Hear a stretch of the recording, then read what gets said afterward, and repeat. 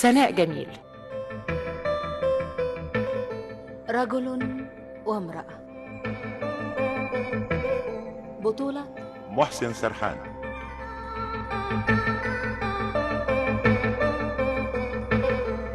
ليلى فهمي، نجاة علي، عمر ناجي، بالاشتراك مع صبري عبد العزيز. عن قصة للكاتبة العالمية أغاثا كريستي، ترجمة وإعداد صلاح طنطاوي.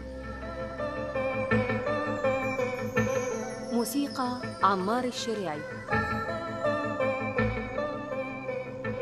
رجل وامرأة، وعصام لطفي.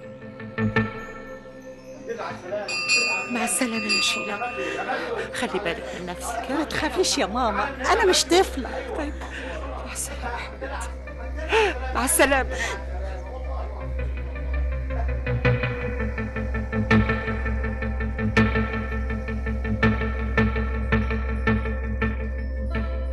أنت زعلانة كده ليه يا مدام؟ كلها 3 أسابيع وترجع. دي أول مرة نفترق فيها عن بعض يا هدى، أول مرة من ساعة باباها ما مات وسابها وهي عندها 2 سنين بس. ربنا يرجعها بالسلامة. وعلى كل حال ال3 أسابيع دول فرصة ليا عشان أوضب البيت زي ما أنا عاوزة. يا سلام عليك يا إيديث.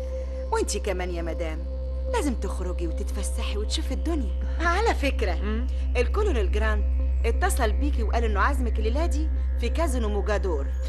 والله في الخير جراند، بيحاول يسليني الليلة دي. كان صاحب المرحوم مش كده؟ يوه، أعز أصحابه، ده هو حتى اللي عرفنا على بعض. يا سلام، كانت أيام. طيب أنا هجيب لك الشاي، وبعد الشاي ترتاحي شوية قبل ما تخرجي لميعاد الكولونيل جراند. ايه ده؟ انا كنت فاكراها دعوه خاصه يا جراند، ما تصورتش ابدا انك عازم الاصدقاء دول كلهم. ايه ده؟ عزيزتي آن، لازم تخرجي من عزلتك على الأقل في غياب شيلة. آن، أنت اتخلقتي علشان تكوني زهرة في المجتمعات. انا افضل اني اكون نبات بري.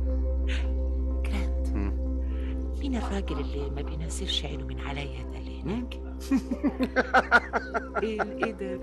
ده ريتشارد كارينبالد، قابلته صدفة امبارح بعد فراق سنوات. ليه، هو كان فين؟ كان في بورما.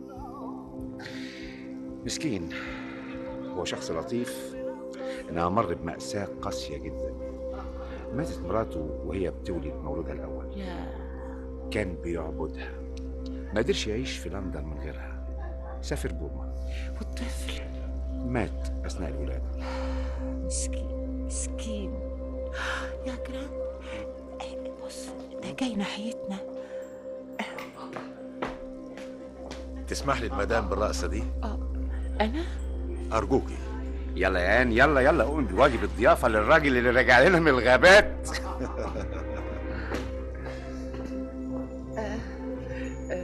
جرانت قال لي إنك سبت لندن من سنوات، يا ترى إيه رأيك فيها بعد الغيبة الطويلة دي؟